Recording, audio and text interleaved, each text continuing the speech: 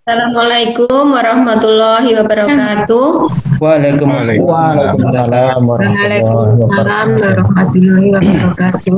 Selamat malam Bapak Ibu Guru SMK Negeri 2 Pengasih, khususnya kelompok IHT kelompok G dalam rangka pelaksanaan kurikulum Sekolah Penggerak Pusat Keunggulan SMK Negeri 2 Pengasih. Nah, pada kesempatan hari ini kita akan membahas mengenai kurikulum operasional di satuan pendidikan. Untuk materi akan disampaikan oleh Bapak Marjudin. Selanjutnya kita lanjutkan dengan tanya jawab dan diskusi. Waktu sepenuhnya kami persilahkan Pak Marjudin, monggo. Oke, matur nuwun waktunya Bu Umi. Assalamualaikum warahmatullahi wabarakatuh. Waalaikumsalam warahmatullahi wabarakatuh. Bapak-bapak, ibu-ibu, guru SMK Negeri 2 Pengasih yang saya hormati, yang ikut dalam program BHT Sekolah Penggerak pada malam hari ini. Pada malam hari ini melanjutkan materi yang kemarin sudah disampaikan oleh para narasumber.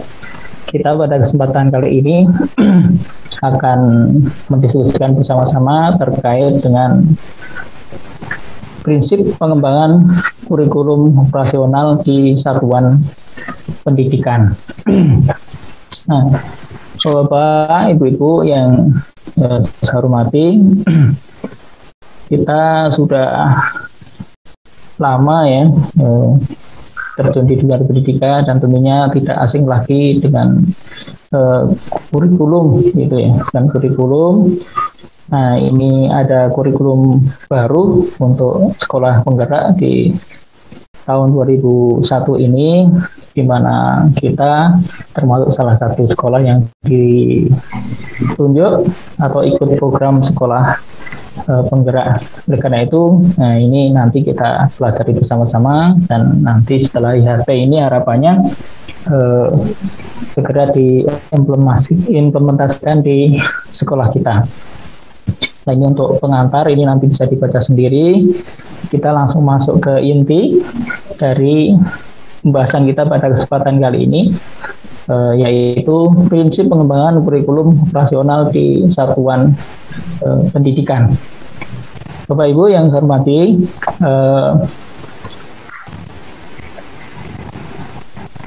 ada 5 prinsip di dalam pengembangan kurikulum operasional sekolah di satuan pendidikan. Yang pertama adalah berpusat pada peserta didik. Pembelajaran harus memenuhi potensi, kebutuhan, perkembangan, dan tahapan belajar, serta kepentingan peserta didik. Profil pelajar Pancasila selalu menjadi rujukan pada semua tahapan dalam penyusunan kurikulum operasional sekolah.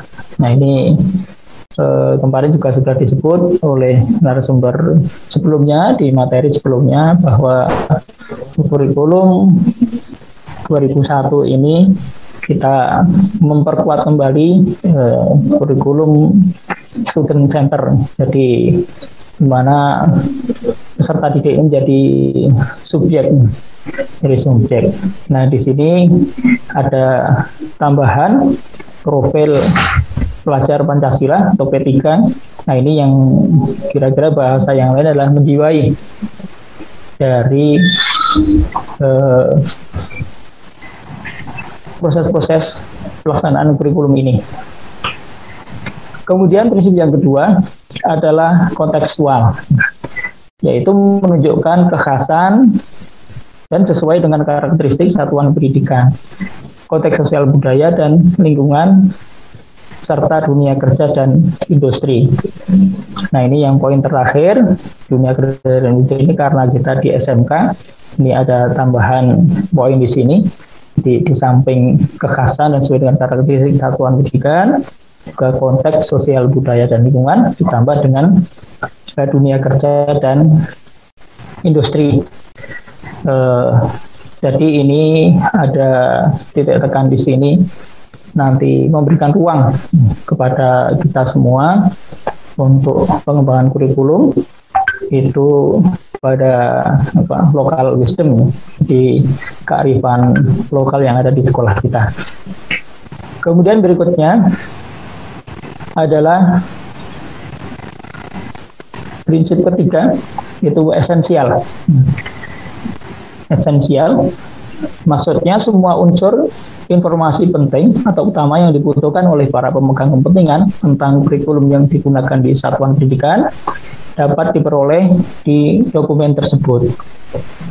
Bahasanya lugas dan mudah dipahami, tidak mengulang naskah atau kutipan yang sudah ada di naskah lain.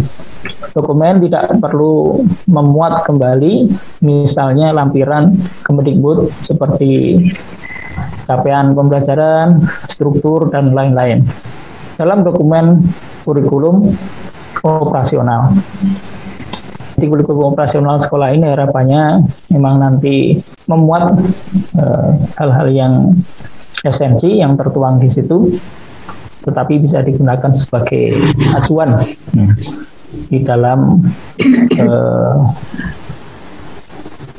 operasional atau di dalam mengimplementasikan kurikulum ini sebagai rambu-rambunya, begitu ya. Kemudian prinsip yang ketiga dalam pengembangan kurikulum operasional di sekolah di satuan pendidikan ya, adalah akuntabel, yaitu dapat dipertanggungjawabkan karena berbasis data dan aktual. Nah, Bapak Ibu yang dirahmati Allah yang berbahagia, akuntabel ini tentunya kita perlu sekali database yang mencukupi dari sekolah ini sebelum nanti menyusun kurikulum ini, sehingga nanti ketika sudah tersusun, nah ini betul-betul menjadi kurikulum yang memenuhi prinsip akuntabel ini. Jadi bisa dipertanggungjawabkan karena tidak hanya berdasarkan asumsi, berdasarkan pendapat-pendapat atau opini atau hal-hal yang mungkin ditangkap oleh pihak-pihak yang berkepentingan, tetapi berbasis data yang dianalisis dan aktualnya sesuai dengan hal-hal yang berkembang pada saat sekarang ini. Kemudian yang berikutnya adalah melibatkan berbagai pemangku kepentingan. Nah, ini prinsip yang kelima.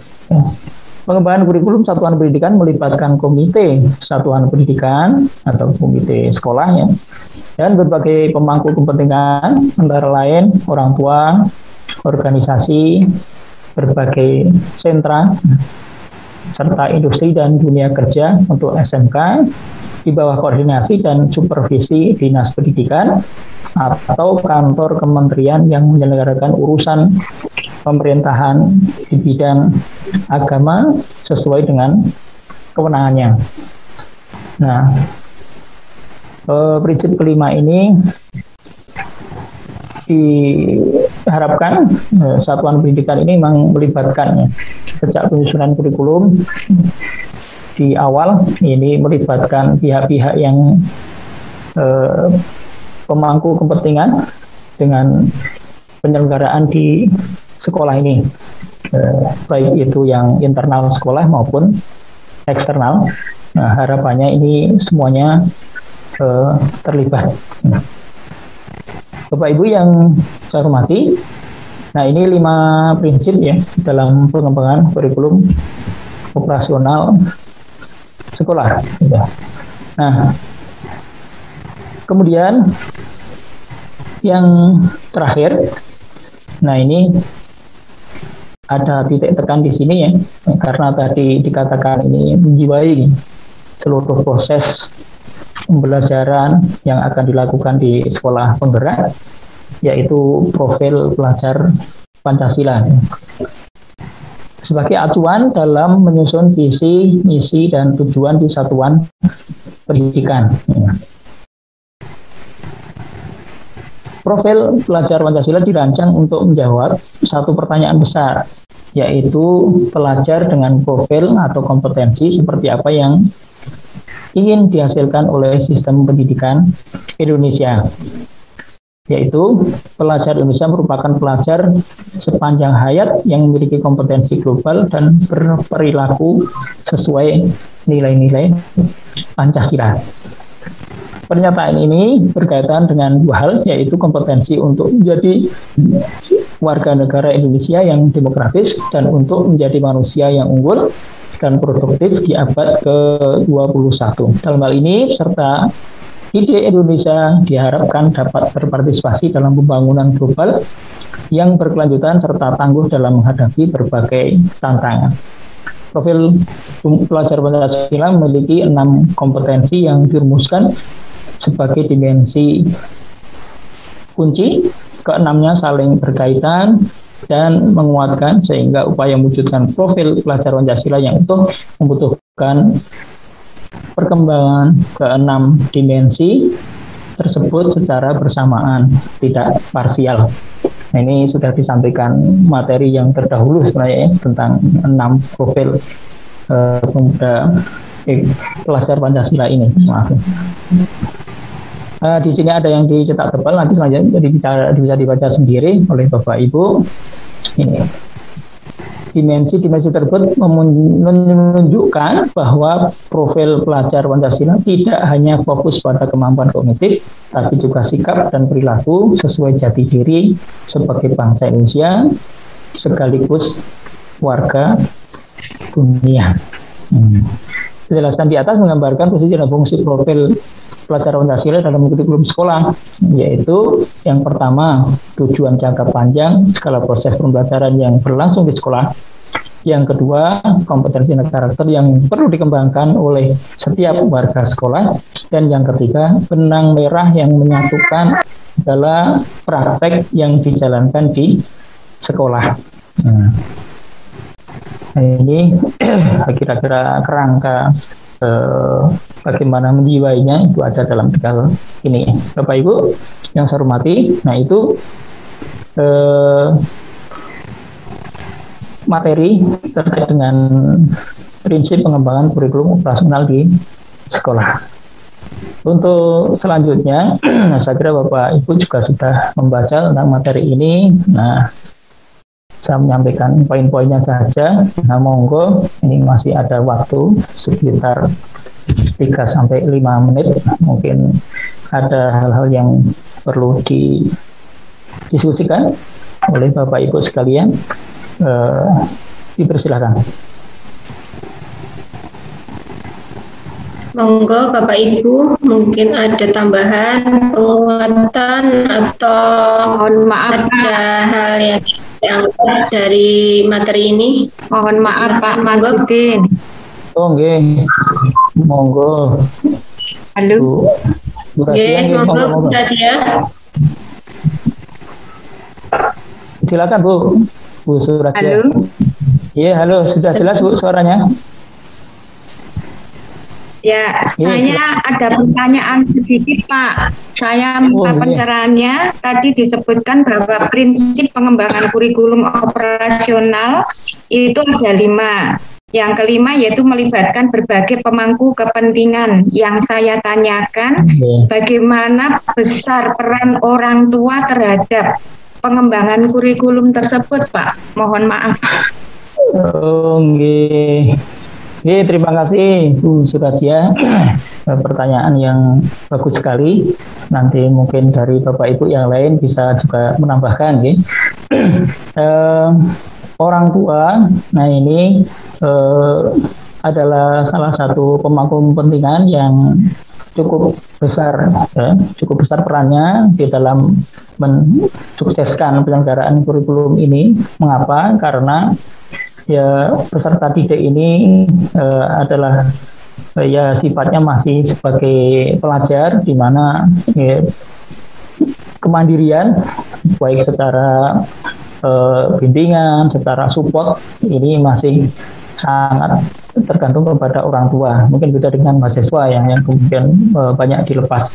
Karena itu, nah ini orang tua ini tetap menjadi pihak yang memberikan peran yang besar bagi kesuksesan penyelenggaraan kurikulum ini. Ada ya dukung dari orang tua baik material maupun ya support yang lain begitu ya, fasilitas mungkin termasuk juga kelancaran administrasi, kelancaran di dalam komunikasi untuk membicarakan problem-problem yang dihadapi oleh putra-putrinya. Nah ini sangat diperlukan oleh sekolah dalam rangka untuk penyusunan kurikulum ini. Jadi kesimpulannya ini tetap besar harapannya. Oleh karena itu pihak sekolah diharapkan memang menjalin komunikasi yang intens sejak awal dengan pihak orang tua ini, sehingga tadi ya data yang diperoleh nantinya itu akan betul-betul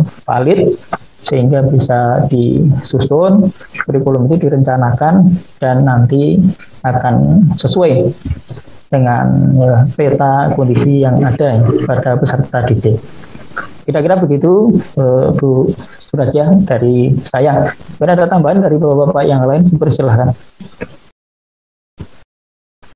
Monggo, jika masih ada tambahan. Waktunya masih berapa menit Pak Parman? 3 menit. Oke, 3 menit. Monggo.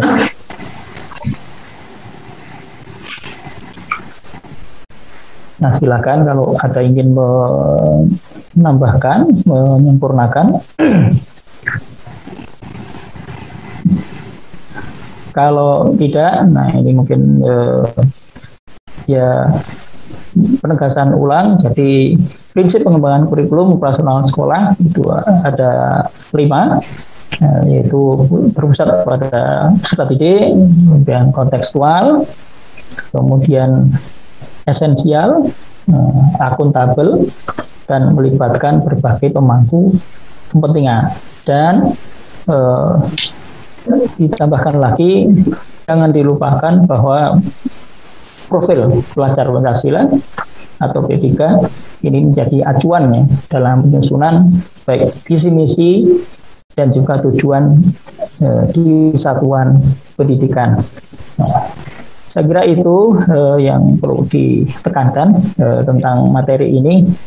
Untuk tugas sudah dikirim di GCR, nanti Bapak Ibu bisa mengunduh di sana dan mengerjakan. Oke, terima kasih waktunya dan perhatiannya. Terima kasih. Saya kembalikan waktu ke Bu Tumi. Banyak kurangan, mohon maaf. Saya akhiri. Assalamualaikum warahmatullahi wabarakatuh. Waalaikumsalam warahmatullahi wabarakatuh.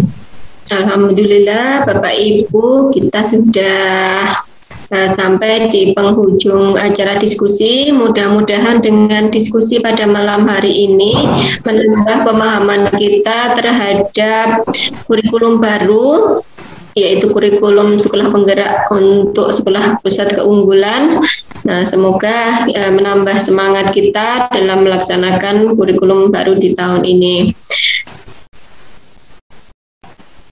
Baik, sebelum kita tutup, saya selaku pembawa acara, apabila ada salah, kurang lebihnya mohon maaf.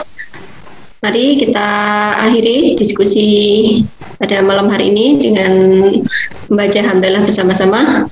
Alhamdulillah. Alhamdulillah.